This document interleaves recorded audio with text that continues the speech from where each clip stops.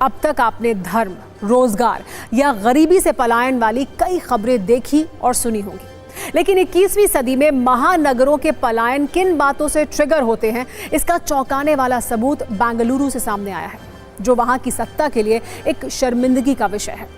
Traffic के लिए कुख्यात बेंगलुरु शहर में एक नामी कंपनी ने अपना कारोबार सिर्फ इसलिए समेट लिया है क्योंकि उसके मालिक और कर्मचारियों के लिए बेंगलुरु का जाम झेलना अब असहनीय हो गया था। इस कंपनी का नाम है ब्लैक बक, जिसके को फाउंडर ने इसकी जानकारी सोशल मीडिया पर दी तो बड़े उद्योगपतियों से लेकर बेंगलुरु में रहने वाले प्रोफेशनल्स तक विमर्श छिड़ गया है और सवाल उठे, जिस शहर से दुनिया की आईटी व्यवस्था सबसे तेजी से चलती है, उस शहर की सांसें जाम में धीमी कैसे हो गई हैं और जिम्मेदार कौन है? डिजिटल लॉजिस्टिक्स के क्षेत्र में काम करने वाली मशहूर कंपनी ब्लैक बक के को फाउंडर ने बेंगलुरु छोड़ने को लेकर क्या लिखा है, पहले आप वो देखिए। राजेश यबाजी ने लिखा कि आउटर रिंग रोड यानी ORR बलेंदुर उनके लिए पिछले 9 वर्षों से ऑफिस और घर जैसा रहा है, लेकिन अब यहाँ काम करना बहुत मुश्किल हो गया है। इस वजह से उन्होंने यहाँ से जाने का फैसला किया है। इस फैसले के साथ उन्होंने जो वजह बताई, उसके अनुसार कंपनी में काम करने वाले सहकर्मियों का वन वे औसत आवागमन 1.5 घंटे से ज्यादा है। बेंगलुरु की सड़कें गड्ढे और धूल से भरी हैं और उन्हें सुधारने की कोई नीयत भी नजर नहीं आ रही है। उन्होंने जो आखिरी लाइन लिखी वो कर्नाटक की सरकार और बेंगलुरु के सत्ताधीशों को जरूर सुननी चाहिए। राजेश यबाजी के अनुसार उन्हें लगता है कि अगले 5 वर्षों में भी इसमें कोई बदलाव नहीं होने वाला है। इन बातों के साथ उन्होंने बेंगलुरु से एग्जिट करने का फैसला कर लिया है। ब्लैक बक एक डिजिटल लॉजिस्टिक्स कंपनी है जो ट्रकिंग के सेक्टर में काम करती है। शिपर्स और ट्रक ड्राइवर्स को ऑनलाइन प्लेटफॉर्म के माध्यम से कनेक्ट करती है। कंपनी के पास करीब 2.5 लाख से अधिक रजिस्टर्ड ट्रकों का नेटवर्क है और यह भारत में 2000 से अधिक स्थानों को कवर करती है। लेकिन बेंगलुरु की ट्रैफिक व्यवस्था के आगे इस कंपनी की फ्यूचर प्लानिंग और सपनों ने दम तोड़ दिया। अब कंपनी के को फाउंडर के फैसले के बाद बड़े उद्योगपति कैसे इस पर प्रतिक्रिया दे रहे हैं, आप वो भी देखिए। नामी बिजनेसमैन और इन्फोसिस के पूर्व CFO मोहनदास पाई इसे बेंगलुरु में शासन की बड़ी विफलता बता रहे हैं। डिप्टी CM को टैग करते हुए इस मामले पर उन्होंने चिंता जाहिर की और निराशाजनक कहा है। बायोकॉन की फाउंडर किरण मजूमदार शॉ ने लिखा है कि ये बहुत गंभीर है। इन दिक्कतों को ठीक करने के लिए आपातकालीन कदम उठाने की जरूरत है। हालांकि आंध्र के मंत्री नारा लोकेश ने ट्रैफिक वाली आपदा में अवसर खोजते हुए मौके पर चौका मार दिया। उन्होंने ब्लैक बक को अपने राज्य में दफ्तर खोलने का ऑफर दे दिया। नारा लोकेश ने लिखा वो कंपनी को विशाखापट्टनम में रीलोकेट करने में मदद कर सकते हैं, क्योंकि विशाखापट्टनम न सिर्फ भारत के टॉप 5 स्वच्छ शहरों में से एक है, बल्कि यहाँ सर्वोत्तम बुनियादी सुविधाएं हैं। इसे महिलाओं के लिए भी सुरक्षित माना गया है, इसीलिए वो अपना दफ्तर यहाँ शिफ्ट कर सकते हैं।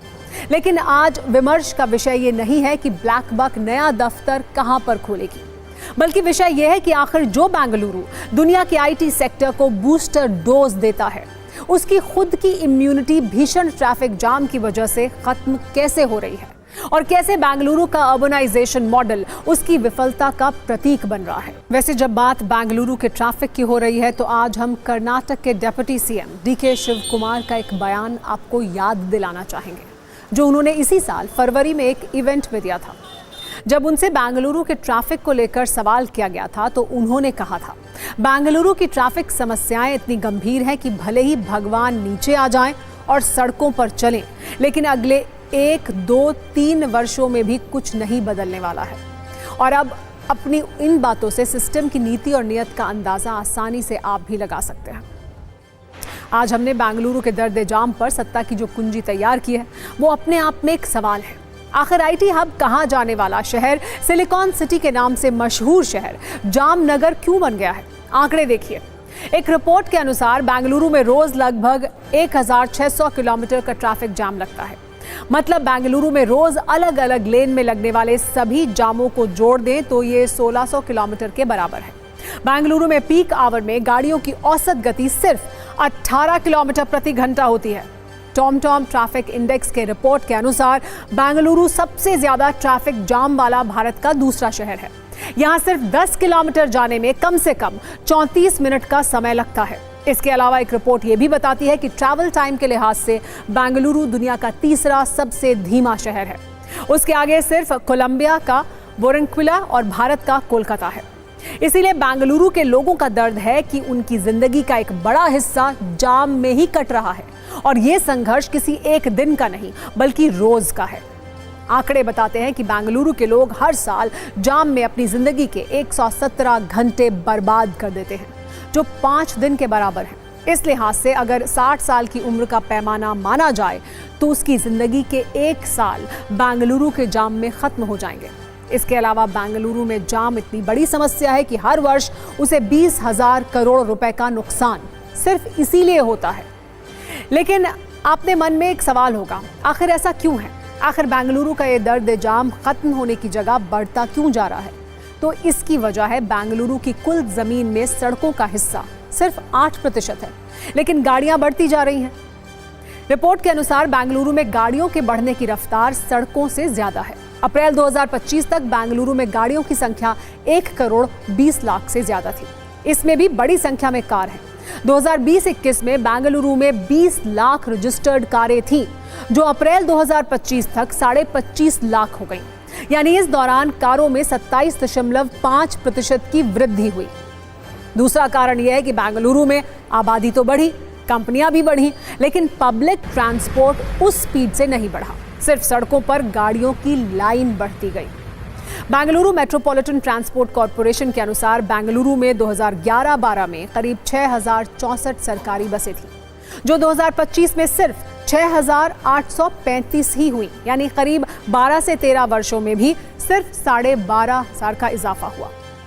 आज आपको ये भी जानकारी बड़ी हैरान कर देगी कि जो बेंगलुरु कर्नाटक की जीडीपी में बहुत बड़ा योगदान देता है, कैसे उसकी किस्मत में सिर्फ जाम आता है। रिपोर्ट के अनुसार कर्नाटक का ग्रोस स्टेट डोमेस्टिक प्रोडक्ट यानी अभी 28 लाख से ज्यादा है और इसमें बेंगलुरु का योगदान 40% से भी ज्यादा है। और सोचिए, इतने योगदान के बाद बेंगलुरु के लोगों की किस्मत में रोज जाम से जूझना और समय की बर्बादी ही लिखी है। अब हम आपको बेंगलुरु की उस आउटर रिंग रोड पर भी लेकर चलते हैं, जहां ब्लैक बक का ऑफिस था, लेकिन वहां के ट्रैफिक जाम में कंपनी के अरमान तड़प तड़प कर खत्म हो गए। आउटर रिंग रोड इलाके में करीब 500 से ज्यादा कंपनियां हैं और यहां करीब 10 लाख लोग रोज काम पर आते हैं। ये इलाका अकेले बेंगलुरु की IT आमदनी में 36% योगदान देता है, लेकिन सड़कें उतनी ही पुरानी हैं जितनी 1996 से 2002 के बीच बनाई गई थी।